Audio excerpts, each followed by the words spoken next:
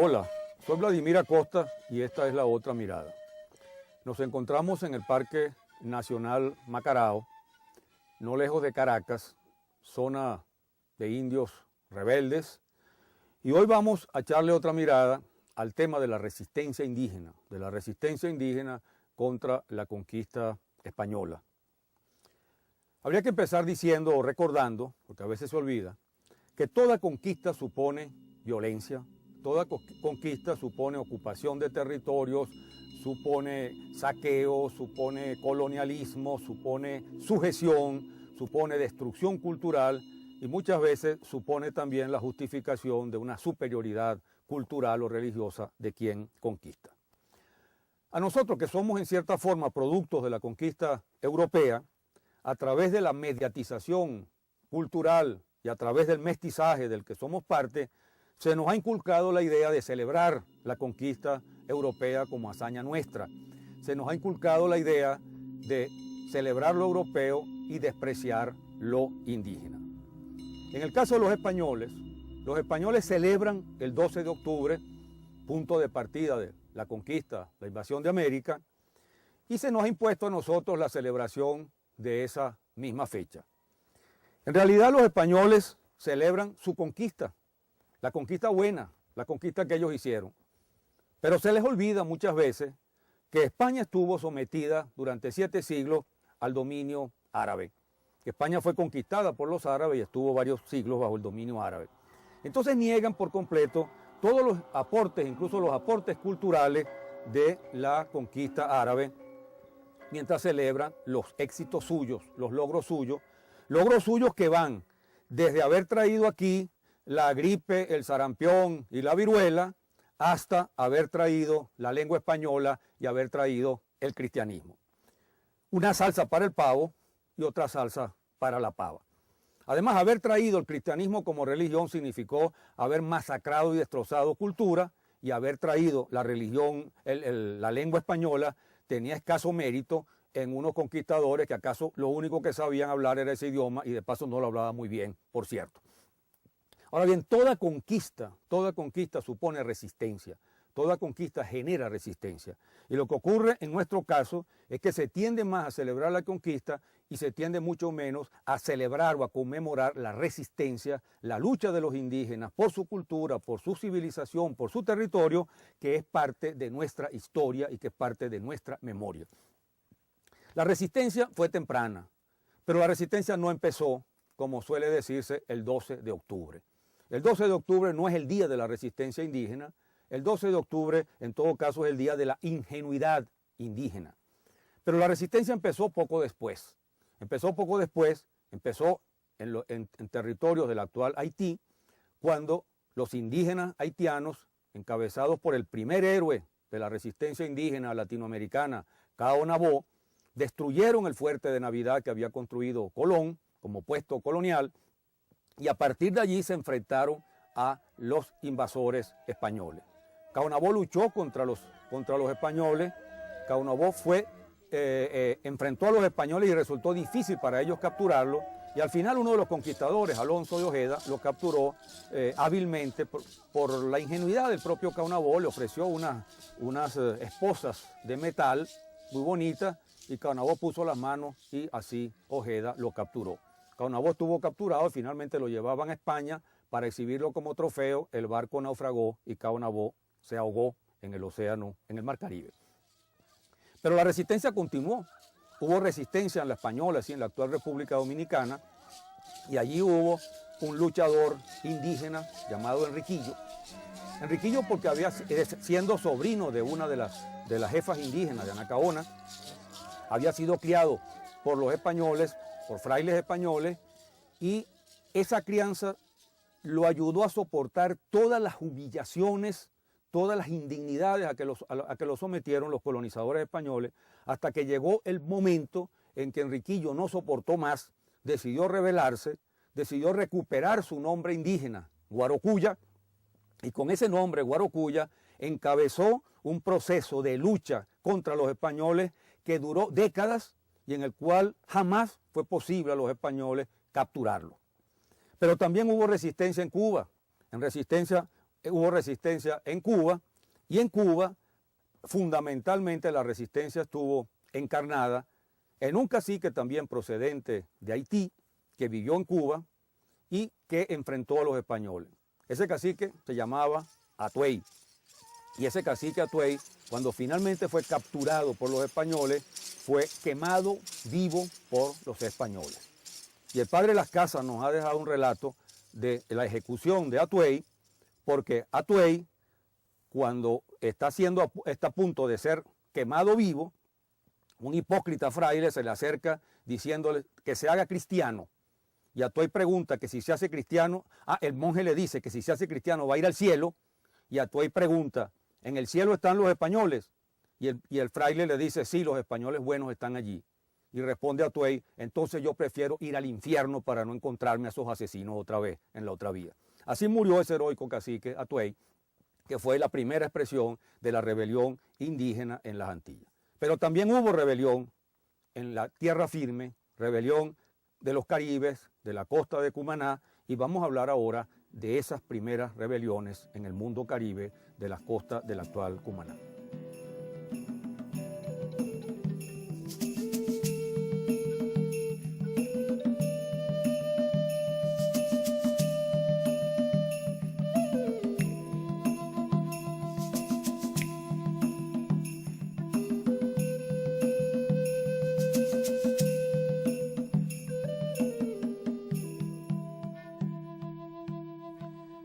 La resistencia indígena continuó en tierra firme y allí los caribes, guerreros, indómitos, fueron protagonistas de esa resistencia en las cercanías de lo que hoy es Cumaná.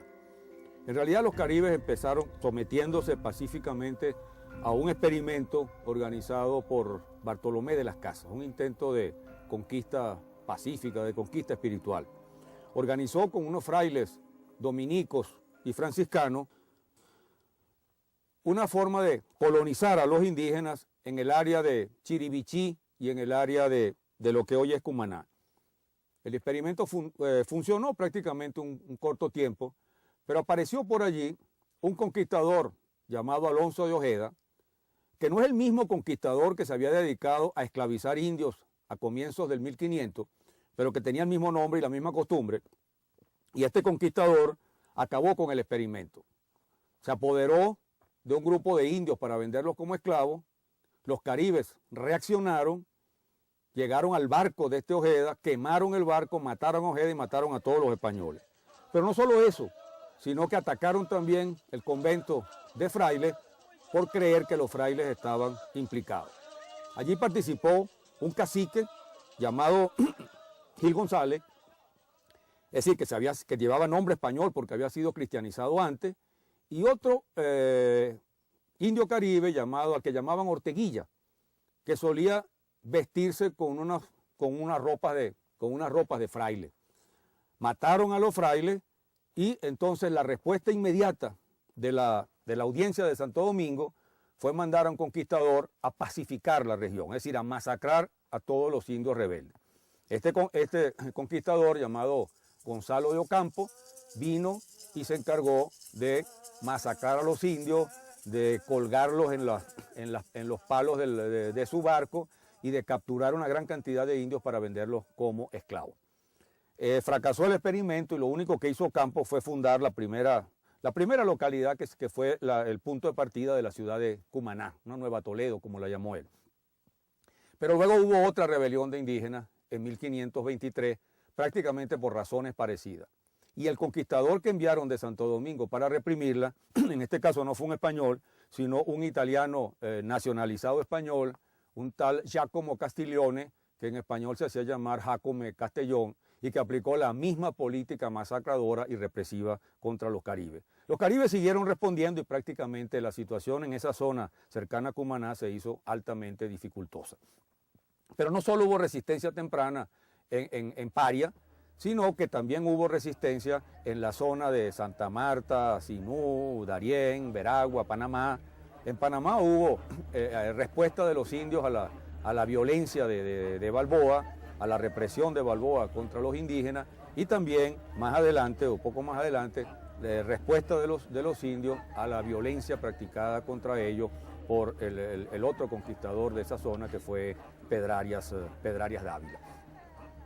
Pero lo que me interesa más comentar, y lo voy a hacer en el próximo segmento, es referirme a la resistencia en las áreas de las culturas de meseta, de las culturas consideradas más evolucionadas de América, como es el caso de la meseta mexicana y como es el caso de la meseta andina. Porque uno de los mitos que se ha construido con la conquista es que, devaluador por supuesto de la resistencia indígena, es que quienes resistieron y quienes pelearon eran solamente los indios salvajes, los indios nómadas, los indios como los caribes. Y que en cambio los indios, digamos, civilizados, los indios que tenían culturas superiores, no protestaron contra la conquista española. Vamos a ver en el próximo segmento que eso es otro de los mitos que tiende a hacer desaparecer o devaluar la resistencia indígena, y que sí hubo una resistencia indígena y una resistencia feroz y violenta contra los conquistadores, tanto en la meseta mexicana como en el área andina peruano-boliviana.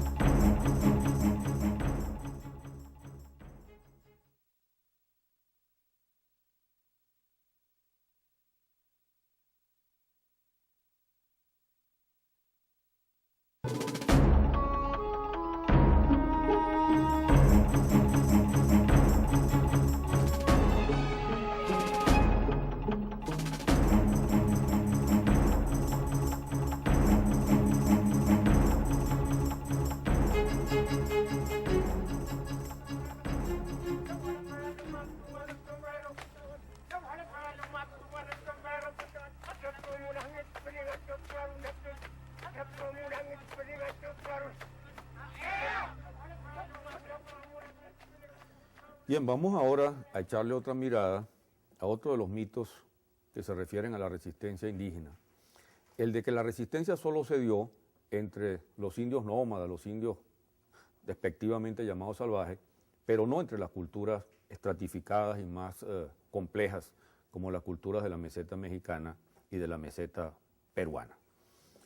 Los libros de historia, muchos de ellos siguen repitiendo que como se trataba de sociedades estratificadas, sociedades autoritarias, donde se rendía un culto religioso al líder, al jefe, con descabezar a esas sociedades matando o capturando a los líderes, como ocurrió con Moctezuma o Moctezuma en México, como ocurrió con Atahualpa o Atahualpa en el Perú, los indios, desconcertados y con su cultura servil, se sometieron prácticamente a los conquistadores sin resistencia. Esto evidentemente es un mito, es una gran mentira.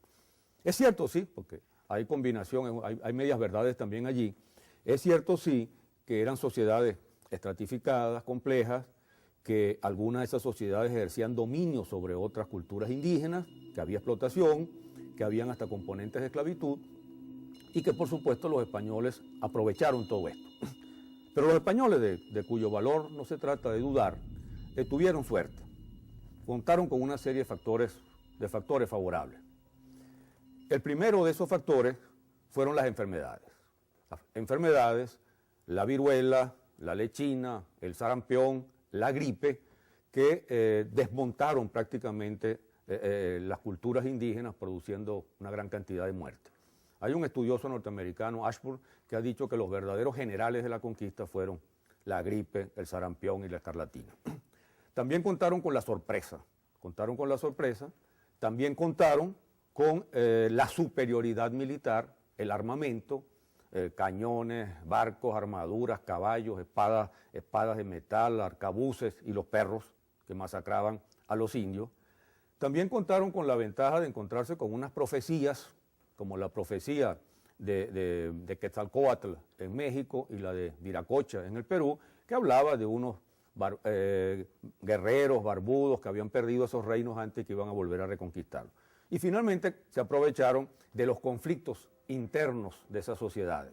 En el caso mexicano encontraron indios descontentos con los aztecas que apoyaron la invasión y que fueron cómplices de ella. En el caso de los peruanos se encontraron con el conflicto entre Huáscar y su hermano Atahualpa por el poder y se aprovecharon de ello. Todo eso desconcertó a los indígenas en un primer momento y favoreció cierta pasividad. Pero lo que hubo después fue una resistencia feroz y violenta de la cual quiero conversar un poco con ustedes. Veamos entonces el caso mexicano. Empecemos con la imagen que nos han traído y mantenido acerca de Cortés, los libros de historia. Imagen que vemos aquí ahora. Aquí está Cortés y la Malinche como un par de príncipes europeos recién llegados a esta sociedad de salvajes. Desde Gómara, que fue secretario de Cortés y que presentó una imagen embellecida de Cortés, que por cierto Bernal Díaz del Castillo, uno de los soldados que participó en la conquista, escribió en respuesta a eso un libro, Historia verdadera de la conquista de la Nueva España, para destacar el papel de los soldados que había sido minimizado por Gómara para exaltar a Cortés. Cortés realmente es un verdadero mentiroso, manipulador, criminal, que presentó la conquista en su propia versión, en las cartas que le mandó a Carlos V, y incluso fue sometido alguna vez a un juicio por asesinato, acusado de asesinato de su esposa. Yo creo que el Cortés que nos han retratado esos libros de historia está muy lejos del Cortés real, y yo diría que se parece mucho más al Cortés real el Cortés que nos deja Diego de Rivera en esta famosa pintura. Lo que me interesa destacar es la lucha de los mexicanos. La lucha de los mexicanos fue realmente terrible y empezó también tempranamente después que mataron al traidor Moctezuma a pedrada. La primera batalla que se dio en Tenochtitlán fue la batalla que los libros de historia todavía llaman la Noche Triste. La Noche Triste porque los españoles fueron derrotados por los indígenas y debieron huir de la ciudad. O sea, la Noche Triste fue Noche Triste para los españoles, pero es absurdo que libros de historia mexicana llamen eso la Noche Triste, en lugar de llamarla la Noche Alegre, la noche de la victoria de los mexicanos contra los invasores. Y todavía más fuerte, más violenta y más heroica fue la lucha que libraron los aztecas cuando las tropas de Cortés, recuperadas de la derrota, volvieron a asaltar Tenochtitlán, a destrozar Tenochtitlán, y allí hubo una batalla heroica que duró 75 días, 2 meses y medio de esa batalla. De esa batalla tenemos la versión que dio Cortés en las cartas a Carlos V, en sus cartas de la relación de la conquista de México, donde él se atribuye, por supuesto, un papel protagonista importante, que no es que no lo tuvo, pero minimizando la heroicidad de los mexicanos. Pero también tenemos que los informantes de Sahagún le contaron la versión donde se destaca todo el papel jugado por el pueblo mexicano en esa resistencia. En realidad fue una lucha heroica, una lucha extraordinaria, donde hombres, mujeres, niños, ancianos, utilizando todas las armas de que disponían, todos los recursos de que disponían, hondas, flechas, lanzas improvisadas, defendiendo casa por casa, dieron una batalla extraordinaria. Cortés fue ayudado no solo por la colaboración de indios enemigos de los aztecas que trabajaron entonces allí a favor de los españoles, sino también por la primera actuación de esos generales de que habla Ashburn, la primera epidemia de viruela que empezó a diezmarlos en medio del combate.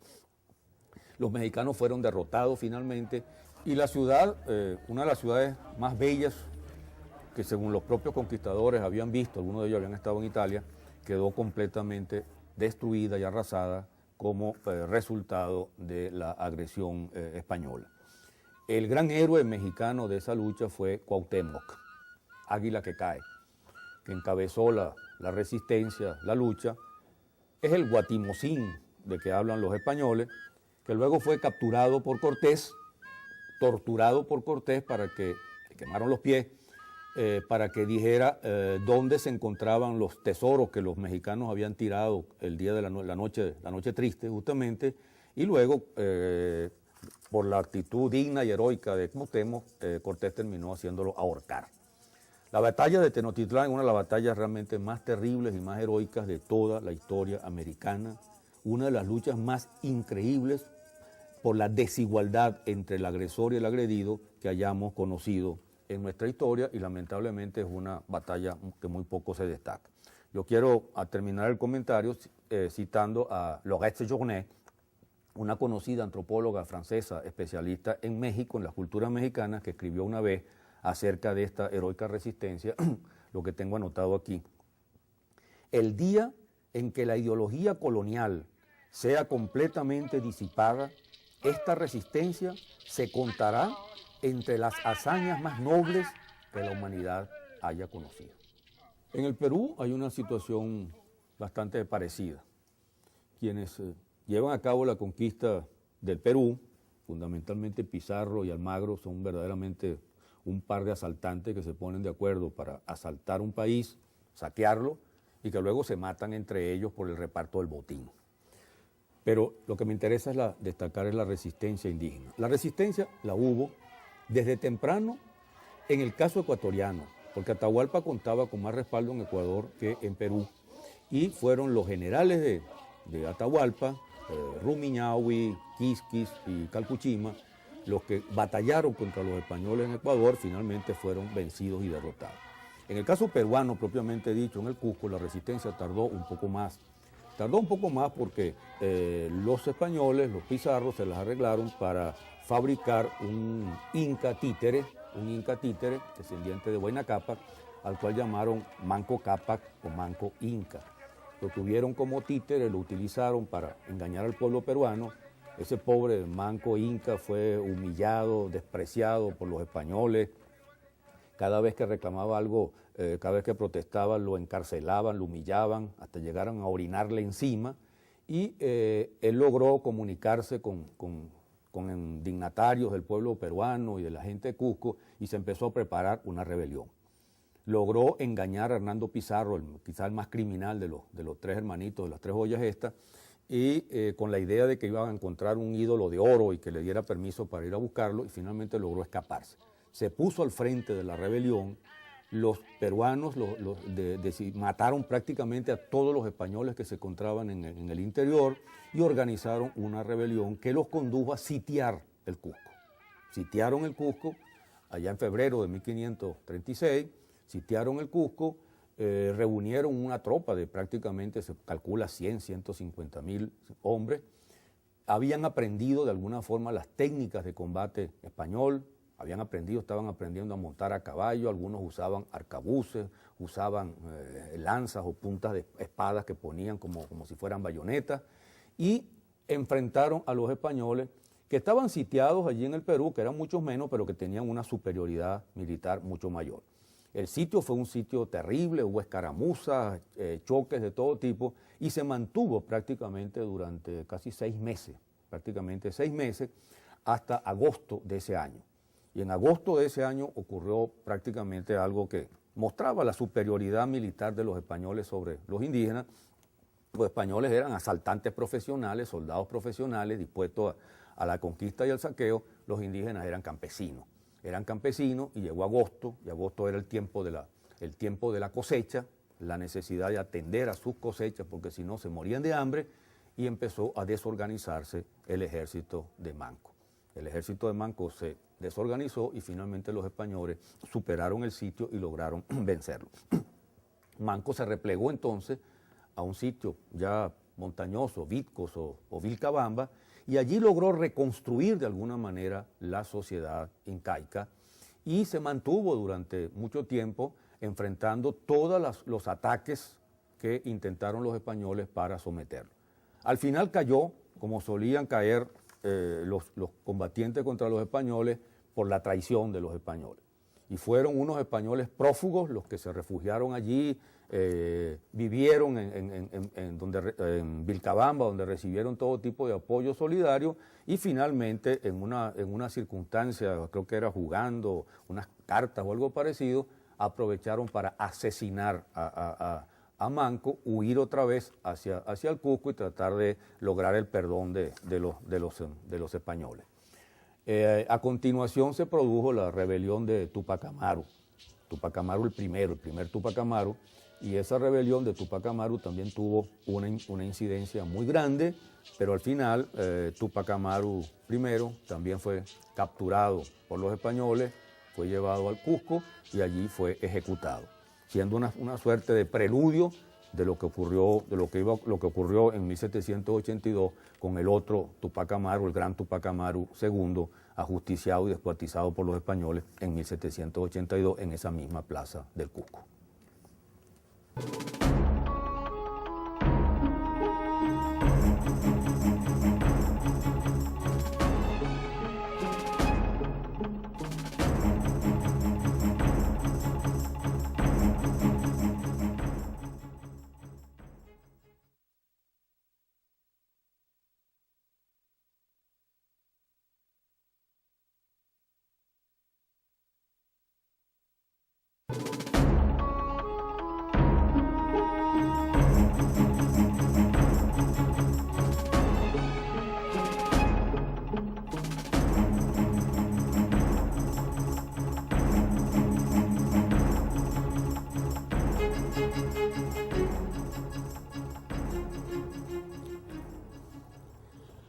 La resistencia indígena contra la conquista española fue muy fuerte y muy sostenida en Centroamérica y en Venezuela.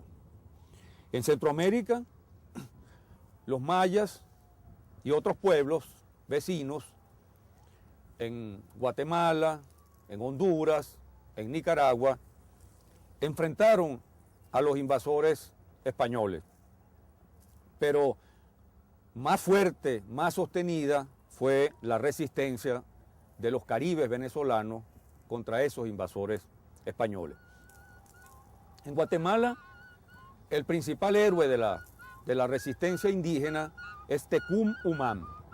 Tecún Umam, suerte de caballero águila, enfrentó a las tropas invasoras de ese conquistador, asesino, matador de indios que fue Pedro de Alvarado. Se enfrentaron en una gran batalla y en esa gran batalla Tecún Umam fue muerto por las tropas españolas. Como resultado, como consecuencia de esa batalla se produjo una espantosa matanza de indígenas desarrollada por los conquistadores que encabezaba Pedro de Alvarado. Fue un episodio terrible de la conquista guatemalteca. En el caso de Honduras, el héroe fue Lempira. Lempira fue un cacique que enfrentó a los conquistadores españoles, que peleó contra ellos y que finalmente fue muerto en una batalla. No conservamos una imagen de Lempira, pero sin embargo, una imagen suya, de alguna manera imaginaria, se encuentra en los billetes, en las monedas, en los billetes hondureños. Hasta ahora ha sobrevivido la imagen de Lempira, pero algunos tienen la esperanza de que sea reemplazada alguna vez por la imagen de George Washington, como desgraciadamente ha pasado en otros países centroamericanos. Esperemos que no ocurra. En el caso de Nicaragua, el héroe de la resistencia indígena contra Nicaragua es Nicaragüán. Pero el relato de las hazañas de Nicaragüán es un relato tardío, y eso ha llevado a algunos historiadores, no se sabe bien con qué interés, a discutir no solo su nombre, sino también su propia existencia. Han puesto en duda la figura de Nicaragüán. Nicaragüán fue de todas maneras el héroe de la resistencia nicaragüense.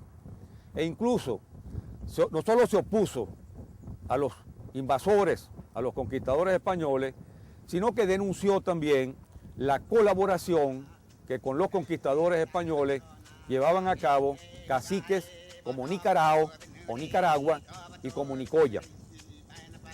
Nicaragüán enfrentó a los conquistadores, peleó contra ellos, denunció a Nicarao y a Nicoya como traidores a su pueblo e incluso llegó a organizar una lucha que puede llamarse guerrillera en las montañas de Nicaragua contra los conquistadores españoles. Los conquistadores españoles finalmente, después de 8 o 9 años de resistencia, lograron acosarlo en una zona montañosa de Nicaragua y Nicaragüán, cuando se vio prácticamente al borde de la captura, prefirió arrojarse por un barranco y así murió. Es el héroe de la resistencia nicaragüense. Pero con relación a estos héroes de la resistencia centroamericana, encontramos diferencias, porque de alguna forma Tecumumán es considerado en Guatemala y celebrado y recordado como héroe de esa resistencia. En el caso del Empira en Honduras, como he dicho, su efigie aparece en los billetes hondureños. Pero en el caso de Nicaragua ocurre algo distinto, porque Nicaragua terminó incorporando el nombre del cacique Nicaragua, Nicarao o Nicaragua, a su propio patronímico. Y de alguna manera el verdadero héroe tendría que ser Nicaragüán, que fue el que combatió contra los invasores españoles, y no Nicaragua, que junto con Nicoya fue colaborador de alguna forma de la invasión española. Por eso algunos historiadores, algunos sociólogos y antropólogos han defendido que el nombre que debía llevar ese país que tanto ha luchado contra invasores no debería ser el nombre de Nicaragua, sino el nombre de Nicaragua.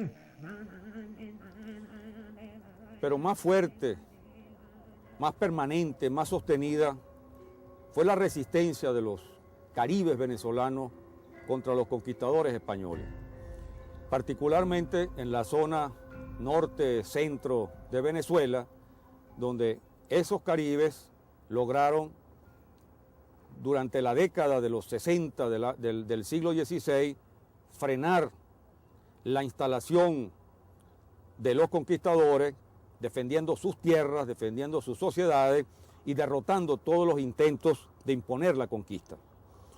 En esa resistencia indígena destacó fundamentalmente Guaycaipuro, cacique de los Teques, que anduvo por toda esta zona defendiendo su tierra, defendiendo su sociedad contra los invasores españoles, y que logró reunir una confederación de tribus indígenas y derrotar en varias oportunidades a esos invasores españoles. Desgraciadamente no sabemos demasiado acerca de Guaycaipuro. Las fuentes contemporáneas, que de todas maneras son escasas, no hablan demasiado de Guaycaipuro, y el verdadero relato de su gesta, de sus hazañas, está recogido en un texto tardío en la historia de Venezuela, escrita por Oviedo Ibáñez, en el primer cuarto del siglo XVIII. Pero eso no importa tanto. Lo fundamental es que sabemos que Guaycaipuro fue el eje de esa resistencia contra la invasión española y que logró reunir esa confederación de tribus hermanas de toda esta zona para oponerse exitosamente, por lo menos durante casi una década, a esos intentos de colonización y de pacificación española, es decir, de destrucción de las sociedades indígenas. Guaycaipuro comienza fundamentalmente peleando contra un conquistador que aparece frecuentemente idealizado en la historia de la conquista venezolana, llamado Juan Rodríguez Suárez, presentado siempre como el hombre de la capa roja, que en realidad es uno de los conquistadores más criminales y asesinos que pasó por Venezuela en ese siglo XVI, feroz adversario de los indígenas, empeñado constantemente en aperrearlos, en empalarlos, en quemarlos vivos y todo lo demás. Rodríguez Suárez derrota inicialmente, allá por 1560, a Guaycaipuro, pero Guaycaipuro no se rinde, Guaycaipuro continúa su lucha y poco después, aliado con Terepaima, otro de los caciques de esta zona, atacan un real de minas instalado por los españoles, matan a todos los españoles que se encuentran allí, incluyendo a 3 hijos de Rodríguez Suárez. Y a continuación, Guaycaipuro, aliado con Paramaconi, incendian la primera construcción, la primera versión de lo que luego fue Caracas, que había sido construida por Francisco Fajardo. La guerra, la lucha de Guaycaipuro contra los españoles continúa. Rodríguez Suárez muere poco después. Aquí aparece el tirano Aguirre, que modifica todo el cuadro de la conquista del centro de Venezuela. Rodríguez Suárez sale a combatir al tirano Aguirre y cae en una emboscada que le tiende Terepaima y otros caciques indígenas, y después de una feroz batalla logran matar a Rodríguez Suárez. La conquista prácticamente se ve frenada, la confederación indígena resulta exitosa, pero sigue el intento de los conquistadores, desde el Tocuyo fundamentalmente, de enviar nuevas tropas para frenar a los indígenas. Envían a un tal Narváez, y ese Narváez es derrotado por los indígenas en una quebrada de las Cocuizas, y allí matan a todos los españoles. Y poco después finalmente designan al conquistador, que va finalmente no solo a vencer a Guaycaipuro, sino a matar también a Guaycaipuro. Ese conquistador es Diego de Lozada, y Diego de Lozada logra detener a Guaycaipuro. Guaycaipuro ha logrado reunir a su confederación indígena para enfrentar a los españoles, y esa confederación indígena iba a enfrentar a los españoles en una zona que es la zona de Maracapana. Pero allí desgraciadamente no hubo forma, un conquistador español se atravesó en el camino, Guaycaipuro no llegó a tiempo y finalmente los indígenas, un poco desorganizados, fueron derrotados. A continuación, Diego de Lozada emite una orden de captura contra Guaycaipuro, algo insólito, porque lo acusa de violar las leyes españolas, como si Guaycaipuro fuera un súbdito español y no justamente alguien que está defendiendo su tierra contra unos invasores. A continuación decide finalmente matar a Guaycaipuro. Y aprovechando lo que siempre utilizaron los españoles, indios traidores, indios serviles, indios que estaban del lado de ellos, utilizando esos guías indígenas, envió una tropa. Esa tropa, encabezada por Francisco Infante, se dirigió a la zona de Supapo, donde se encontraba, cercana a Paracotos, donde se encontraba Guaycaipuro, apoyado por la población indígena vecina. Allí llegaron por sorpresa y un grupo encabezado por Sancho del Villar, mandado por Infante, fue el que atacó la Gran Choza, la Gran Churuata, donde se encontraba Guaycaipuro. Allí hubo una batalla. Guaycaipuro tenía la espada de Rodríguez Suárez, y la manejaba como un español, no había manera de someterlo y finalmente tiraron una especie de bomba incendiaria que quemó el techo de la cabaña, obligando a salir a Guaycaipuro a los otros, y allí en aquella batalla, mientras Guaycaipuro repartía estocadas, también algunos españoles lograron herirlo y matarlo. Así prácticamente se derrotó la gesta de Guaycaipuro, pero algunos indígenas, algunos líderes indígenas todavía siguieron peleando. Uno de ellos fue el propio Paramaconi, que incluso con uno de los conquistadores que siguió a Lozada, tuvo hasta una batalla personal en la cual ninguno quedó vencedor, y finalmente Oviedo nos dice que Garcí González de Silva, que era el conquistador, mantuvo finalmente una amistad de años con el propio Paramaconi. El que sí no tuvo mucha suerte fue otro de los caciques que luchó junto con Guaycaipuro, que fue Tamanaco, porque el propio Garcí González de Silva, esto nos lo cuenta también Oviedo, lo capturó y le ofreció la oportunidad de salvar la vida si se enfrentaba a uno de esos perros espantosos, de esos mastines devoradores de indios que usaban los españoles para matarlo. Tamanaco aceptó pelear con las manos desnudas contra el enorme perro, y el enorme perro, después de desgarrarle primero el pecho, le arrancó la cabeza de un mordisco. Oviedo dice que los bárbaros españoles que estaban haciendo círculos para celebrar el espectáculo quedaron tan asqueados del mismo que tuvieron que retirarse. Así sería la barbarie de este hecho, que hasta estos españoles pudieron sentirse ofendidos por este crimen, que no era más que un crimen más de los tantos crímenes que caracterizaron la conquista. Una cosa que llama la atención justamente es que recientemente el gobierno venezolano decidió trasladar simbólicamente lo que serían los restos de Guaycaipuro, realmente un poco de tierra de esta zona, para llevarlos al Panteón Nacional, y hubo protestas de algunos sectores, de esos sectores que consideran que el Panteón Nacional es para los blancos, para los mestizos, pero que no puede un indígena que defendió esta tierra heroicamente estar en el Panteón Nacional al lado de los héroes de la independencia.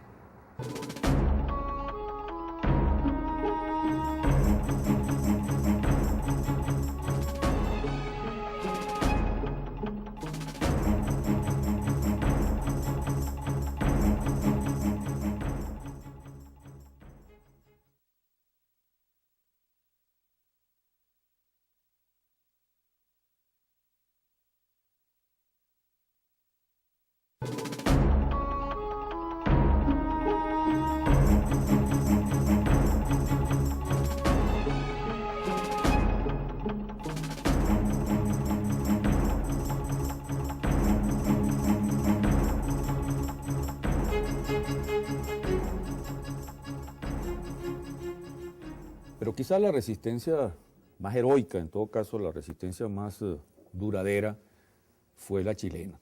Fue la resistencia de los mapuches o araucanos contra la conquista y contra los conquistadores españoles. Una cosa que llama la atención de los guerreros mapuches es que los mapuches no eran un pueblo guerrero. Los mapuches se hicieron un pueblo guerrero para enfrentar la invasión española, aprendieron la guerra y se defendieron heroicamente de los invasores españoles. Estos invasores se caracterizaban fundamentalmente por su violencia y por su crueldad. Uno de ellos fue Almagro, el compañero inicialmente de Pizarro, y el otro fue Valdivia, Pedro de Valdivia, presentado siempre como un civilizador, pero cuya especialidad era cortarle las orejas y cortarle las narices a los indios capturados. Él civilizaba cortando orejas y cortando narices. Los mapuches enfrentaron la invasión. Vale la pena también destacar que después de que Valdivia fue muerto por los mapuches, por los araucanos, vino a Chile García Hurtado de Mendoza, hijo del virrey del Perú, que fue el que hizo empalar luego a Caupolicán. En ese contexto aparece un personaje importante que es Alonso de Ercilla, que nos dejó en este libro, La Araucana, nos narra la conquista de Chile, pero le da un especial énfasis a la lucha heroica de los araucanos contra esa conquista española. Entre esos héroes yo quiero destacar algunos. Quiero destacar primero que nada a Galvarino. Galvarino fue uno de esos caciques indígenas capturados por los españoles, le cortaron los brazos. Aquí va a ver una imagen, ahí ven ustedes cómo Galvarino pone su brazo para que con un hacha se lo corte. Le cortaron los dos brazos a Galvarino, más civilización, y Galvarino con esos muñones en la próxima batalla estaba impulsando a los indígenas al combate, de tal manera que tuvieron que capturarlo luego y ahorcarlo.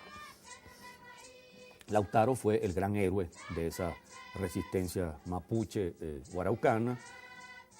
Cuando era adolescente fue capturado por los españoles, fue aculturado por los españoles, incluso fue paje de Pedro de Valdivia, y en esos años lo que hizo fue aprender todo lo que era necesario para enfrentar la violencia de los españoles. Y Lautaro llegó a organizar verdaderos ejércitos de mapuches, de araucanos, para enfrentar la violencia de los españoles.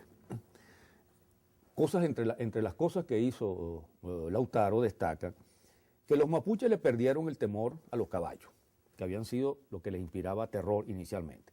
Aprendieron a montar a caballo y se convirtieron en unos jinetes expertos. Pero también descubrió Lautaro que si se le daba con el mazo que usaban los araucanos un caballo en la cabeza, el caballo se encabritaba, el español caía al suelo y entonces podía matarlo.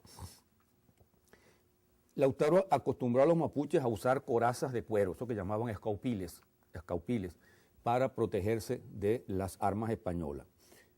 Enseñó a los mapuches a usar espadas, incluso a colocar espadas en la punta de lanza, también en una forma de suerte de bayonetas. Utilizó trampas huecos para hacer caer a los caballos, retiradas tácticas hacia los pantanos para entrampar allí a los españoles, la táctica de combatir solo a mediodía, porque los españoles con sus armaduras sentían demasiado calor y se podían mover mucho menos, y utilizar algunos fuertes y unas empalizadas para entrampar también a los españoles y a los caballos. Realmente Lautaro fue un extraordinario guerrero, y enfrentó con su valor y con todos estos recursos a los españoles. Incluso Lautaro logró tenderle una emboscada al cortador de narices Pedro de Valdivia, y Valdivia fue muerto en esa emboscada.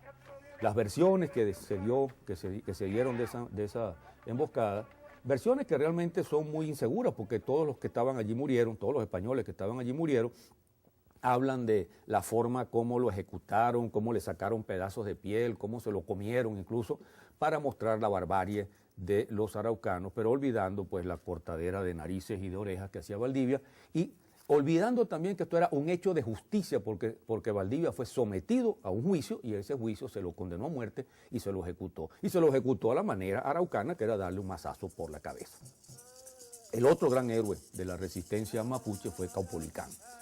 Aquí tenemos una imagen de Caupolicán ganándose su puesto de cacique, de toqui, de jefe, manteniendo un tronco inmenso durante 3 días con sus noches para demostrar su fortaleza. Caupolicán es uno de los héroes más combativos de los mapuches, de los araucanos, le gana diversas batallas a los españoles, y finalmente los españoles lo capturan con su método predilecto, que es la traición. Y una vez capturado, ya Valdivia muerto, estando García Hurtado de Mendoza como jefe de los españoles en Chile, uno de los capitanes de Hurtado de Mendoza decide ajusticiar a Caupolicán empalándolo. Y vamos a leerle, yo le voy a leer la obra de Ercilla, del gran poema de Ercilla, La Araucana, La muerte de Caupolicán. Dice así: descalzo, destocado, a pie desnudo, 2 pesadas cadenas arrastrando, con una soga al cuello y grueso nudo, de la cual el verdugo iba tirando, cercado en torno de armas y el menudo pueblo detrás mirando y remirando, si era posible aquello que pasaba, que visto por los ojos aún dudaba. De esta manera pues llegó al tablado, que estaba a un tiro de arco del asiento, media pica del suelo levantado, de todas partes a la vista exento, donde con el esfuerzo acostumbrado, sin mudanza y señal de sentimiento, por la escala subió tan desenvuelto, como si de prisiones fuera suelto. Y continúa así, me salto varias estrofas. Esto dicho, y alzando el pie derecho, aunque de las cadenas impedido, dio tal cos al verdugo, que gran trecho le echó rodando abajo malherido. Reprendido el impaciente hecho, y él del súbito enojo reducido, le sentaron después, con poca ayuda, sobre la punta de la estaca aguda. No el aguzado palo penetrante, por más que las entrañas le rompiese, barrenándole el cuerpo, fue bastante a que el dolor intenso se rindiese, que con sereno término y semblante, sin que labio ni ceja retorciese, sosegado quedó de la manera que si asentado en tálamo estuviera. En esto, 6 flecheros señalados, que prevenidos para aquello estaban, 30 pasos de trecho, desviados, por orden y despacio, le tiraban. Y aunque en toda maldad ejercitados, al despedir la flecha vacilaban, temiendo poner mano en un tal hombre de tanta autoridad y tan gran nombre. Esta es una forma poética de describir una cosa espantosa, que es empalar a un ser humano atado, a un guerrero, que merece el respeto de un guerrero, atarlo, sentarlo sobre una pica para que le atraviese las entrañas, sobre una madera afilada para que le atraviese las entrañas, y para quedar seguro lanzarle flechas que terminen matándolo. Todo esto como un espectáculo público propio de civilizadores que vienen a combatir la barbarie de unos indios que simplemente estaban defendiendo su tierra contra unos invasores. Permítanme terminar haciendo una suerte de balance de algunas de estas cosas. Lo primero que destaca es la crueldad y miseria de la conquista. la crueldad y miseria de los españoles, ese proceso de conquista, de aculturación brutal, de evangelización como envoltorio de un genocidio, como envoltorio aculturador de un genocidio. En segundo lugar, las luchas indígenas, la heroicidad de esas luchas indígenas, luchas desiguales, luchas de unos indios con pocas armas, con pocos recursos, contra una minoría, sí, de españoles, pero armados hasta los dientes con una superioridad tecnológica absoluta. Todos estos guerreros indígenas, líderes de estas tribus que hemos mencionado, son héroes nuestros. Todos ellos, la mayor parte de ellos, son olvidados por la historia oficial, esa misma historia que embellece la conquista, olvidados por el racismo que caracteriza la defensa que nuestras élites mestizas hacen de la conquista, de la defensa que hacen las oligarquías criollas de esa conquista. Todos ellos son héroes nuestros, héroes de América Latina. Todos ellos son héroes de nuestros pueblos. Son héroes como lo son los libertadores que lucharon por la independencia. Todos ellos son héroes de esta América Latina, compleja, rica, diversa, mestiza, de la que somos parte. Esto es una parte importante de nuestra historia latinoamericana, de una historia que no es la historia oficial, de una historia que muchos latinoamericanos apenas conocen y de que todos los latinoamericanos deberíamos conocer, porque es la historia del pueblo, porque no es la historia de las élites, porque no es la historia de las minorías que han saqueado históricamente este continente, que le han impedido conquistar su independencia real, su verdadera soberanía. Y que esta historia es parte justamente de una lucha que sigue planteada, de una lucha que sigue viva, de la lucha por la soberanía, de la lucha por la independencia. Basta ver la forma como se comportan las supuestas élites bolivianas por tener un presidente indígena y los calificativos que le endilgan. Basta ver la forma como se sigue tratando a los mapuches supervivientes, no solo de la conquista española, sino de la conquista criolla, la más asesina de todas, la del siglo XIX, y la forma como los mapuches son acosados en su propia tierra. Esas luchas son parte de nuestras luchas por la independencia, por la soberanía, y en el fondo no son solo luchas de los indígenas, son luchas de todos nosotros, son luchas de todos nuestros pueblos, son las luchas de todos los latinoamericanos, son parte de la historia nuestra, la lucha de los blancos, la lucha de los mestizos, la lucha de los mulatos, la lucha de los ambos, la lucha de los negros. Son héroes de esta América que ha perdido de vista al verdadero pueblo, a las raíces del verdadero pueblo, y que sigue manejada en la mayor parte de los casos por una élite colonizada, que en estos siglos no han hecho otra cosa que cambiar de amo. Cambiar el amo español de la conquista, o portugués de la conquista, por el amo inglés o francés de la independencia y del siglo XIX, y por el amo estadounidense de los tiempos actuales.